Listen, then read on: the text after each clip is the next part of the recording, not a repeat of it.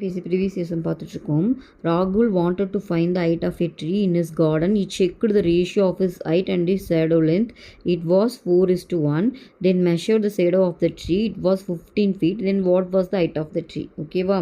ராகுல் தனது தோட்டத்தில் உள்ள ஒரு மரத்தின் உயரத்தை அறிய விரும்பினார். அப்போது அவர் தனது உயரத்தையும் தனது நிழலின் உயரத்தையும் அளந்து 4:1 என்ற விகிதத்தில் உள்ளதை அறிந்தார். பின்பு மரத்தின் நிழலின் நீளம் 15 அடி எனில் மரத்தின் உயரம் என்னன்னு கேட்டிருக்காங்க.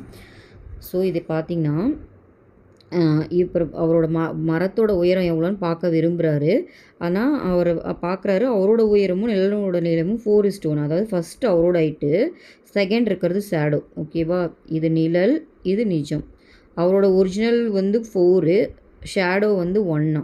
இப்போது மரத்துக்கு வராரு. மரத்தில் பாருங்கள், அப்போ மரத்துக்கும் அதே மாதிரி தானே இருக்கும். மரத்துக்கு பார்த்திங்கன்னா ஷேடோ கொடுத்துருக்காங்க. ஸோ இந்த சைடு கொடுத்துருக்காங்க எவ்வளோ 15.